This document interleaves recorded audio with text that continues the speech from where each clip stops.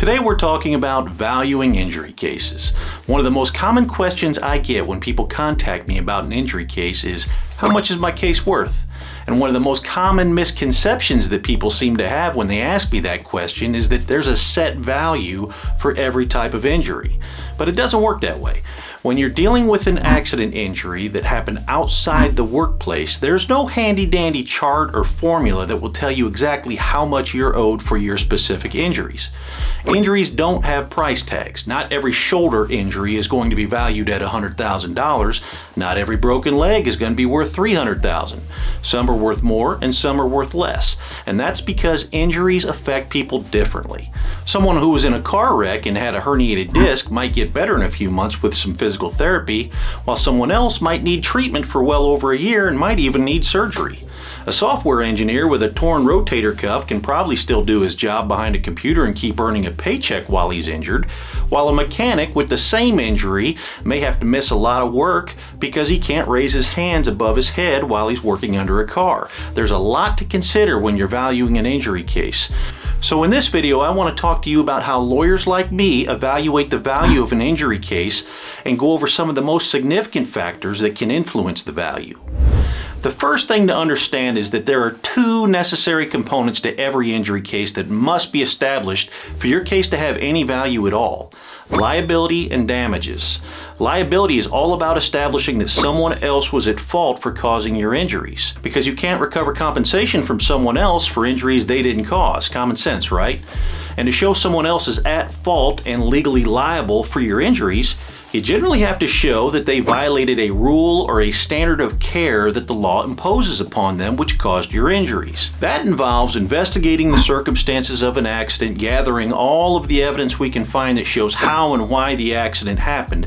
Then, once we have the facts of the accident, we determine whether those facts establish a violation of law or a standard of care. In some cases, it's very easy. Say Joe Smith blows through a red light and T-bones Sally Jones's vehicle while she's passing through the intersection. The whole thing's captured on Joe's dash cam. Two eyewitnesses both say Joe ran the red light, and Joe admits he was looking down at his phone when he talks to the police afterwards.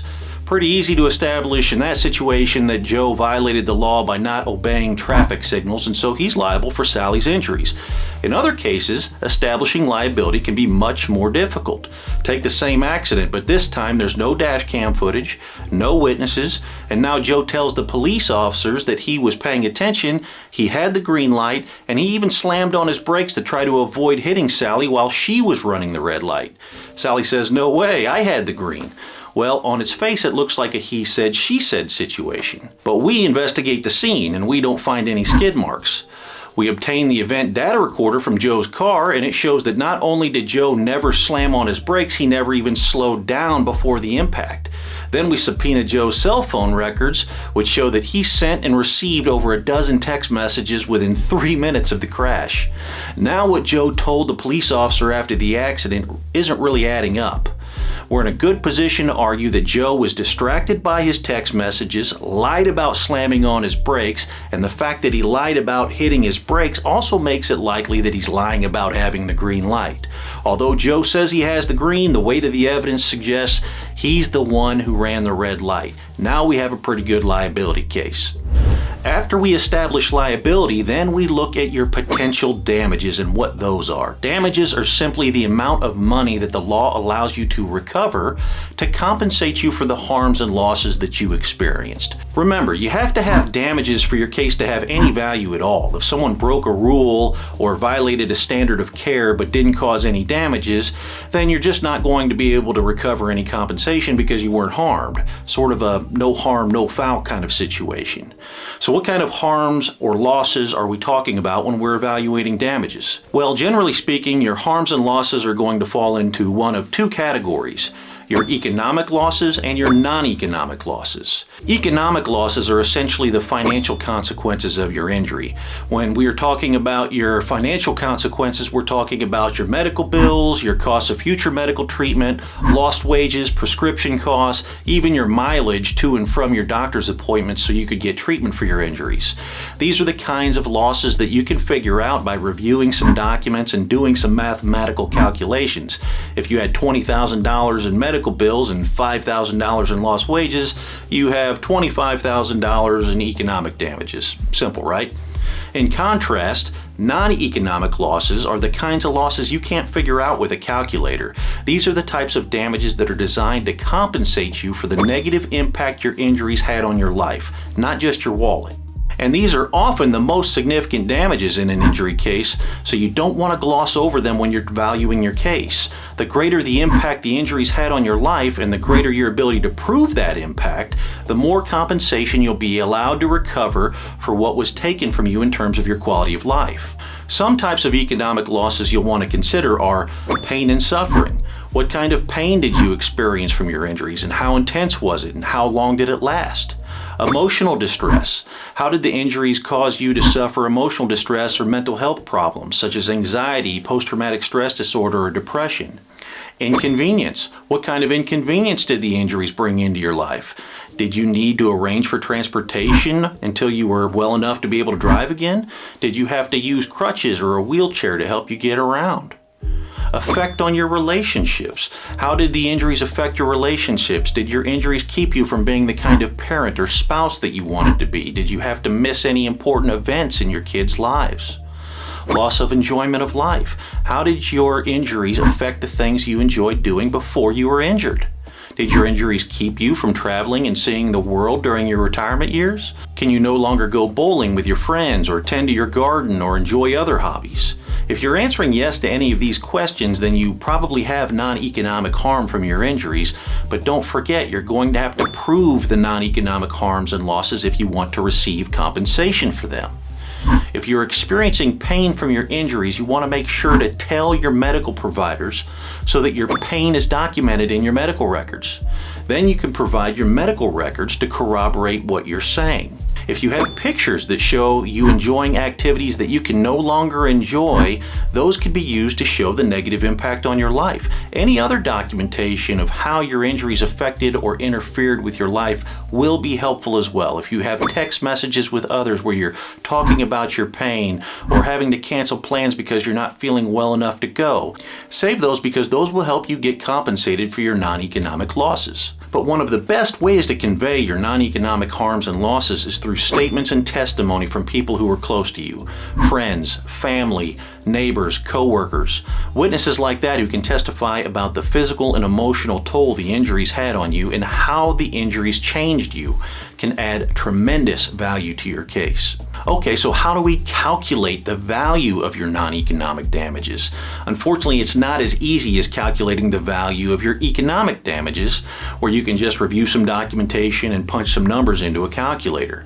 When we're evaluating the value of your non-economic damages, we're trying to assess what a jury would award you as fair compensation if the case were to go to trial. And the best way to do that is to research what other juries have awarded as compensation in similar cases involving similar injuries in similar geographical areas. We might also do focus groups to help us value your case. We'll present evidence to a group of volunteers and ask for their feedback on how much they would award in your type of case. We take what we learn from our jury verdict research and focus groups, then we use our own experience and judgment based on having handled cases like yours to come up with a range of compensation that we believe would be fair value for your non-economic losses. Okay, so let's say that we've established liability. Someone else is responsible for causing your injuries, and we've also established that you have damages. And let's say you had a serious injury and we estimate your economic and non-economic damages to be $1 million. That doesn't necessarily mean the settlement value of your case is $1 million. We need to look at a number of other factors that can influence the value of your case. Now, there are hundreds of factors that can be used to evaluate the settlement value of your case, far more than I can cover in this video, but let's talk about some that often have the biggest impact. For you to make an informed decision about whether to settle your case, you need to understand the risk of loss. This involves evaluating the strength of your evidence, taking into consideration feedback from focus groups, and reviewing statistics from past jury verdicts that show how often plaintiffs lose in the jurisdiction where your case will be decided. Then we estimate the risk of losing. Let's just say that you have $1 million in damages, but there's conflicting evidence about who was at fault for the injury, and we estimate there's a 20% chance that a jury would believe the other side's evidence and we would lose. Then you would have to decide whether you would be willing to take a settlement lower than $1 million to avoid the 20% risk of getting nothing at all. We also need to take into consideration each party's degree of fault in causing the injuries. And if you were at fault, even partially, that can have a major impact on how much damages you're allowed to recover. In some states, your damages will be reduced purely based on the percentage of fault a jury assesses to you. So if you had $1 million in damages but were 90% at fault for causing your injuries, your recoverable damages would be reduced by $900,000, but you could still get 10% or $100,000 of your damages from other liable parties. However, it's not like that in all states. In some states, if your percentage of fault exceeds a certain threshold, you are completely precluded from recovering any of your damages. A few states even say that if you are just 1% at fault, then you can't get any compensation for your injuries, even when someone else is 99% at fault. So it's important to understand how your state handles situations when you might be partially at fault. The next thing we need to look at also varies by state. Damage caps. These are limits that the law places on the amount of damages you can recover in certain kinds of cases. For example, there might be a cap on the amount of non-economic damages you can recover in a case for medical malpractice. Or there might be a cap on the total amount of damages you can recover if the defendant is a government entity. If you have $1 million in damages, but there's a cap of $500,000, then you'll just have to adjust your settlement expectations, because in that situation, it is impossible to recover the full amount of your damages. Another big factor that can potentially reduce the settlement value of your case is insurance coverage, particularly when you're suing an individual defendant and not the multi-million-dollar corporation. If you're dealing with a defendant that doesn't have the financial means to pay a settlement or a judgment, then it doesn't matter how liable the defendant is or how extensive your damages might be, because unless the at-fault party has insurance, there's no way for you to get paid for your injuries. A huge factor that's going to impact the value of your case is your credibility. The more credible you are, the more likely you're going to be awarded the full measure of your damages. Are you able to testify and tell your story in a clear and coherent manner? Are there any inconsistencies that might call your version of events into question? Is there any evidence that you might be exaggerating your injuries in the hopes of a large payout? If you want to be fairly compensated for your injuries, you need to avoid doing anything that will call your credibility into question.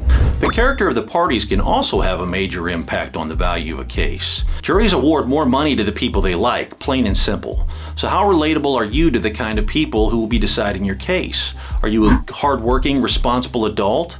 Are you a good patient? Did you follow your doctor's orders and go to treatment reliably? Are you an upstanding citizen who's involved in your church or your community? Whether it's fair or not, the quality of your character does have an impact on the value of your case. Same for the defendant's character. Juries may be less inclined to award money against a defendant who they like, but they may be very generous in awarding money against a defendant who they believe doesn't deserve any favors. By the same token, the defendant's conduct in the case can have a significant impact on case value. If your injuries were the result of a defendant engaging in intentionally malicious behavior or extremely reckless behavior, maybe someone was road raging and intentionally hit your car or was driving while intoxicated, then in addition to paying for your economic and non-economic damages, the defendant may have to pay punitive damages. And the risk that there will be punitive damages assessed against the defendant is going to enhance the value of the case. Alright, I hope this gives you a good understanding of the framework we use to value injury cases. Remember, we first need to establish liability and damages, because if you don't have both of those, then you don't have a case that has any value. Then we look at factors that may increase or decrease the value of your case to determine a fair settlement range. If you want help evaluating the value of your case, feel free to reach out to me. I'll be happy to review your situation and give you my thoughts. You can call or text me at the number below, or just shoot me an email. Thanks so much for watching. We'll see you in the next video.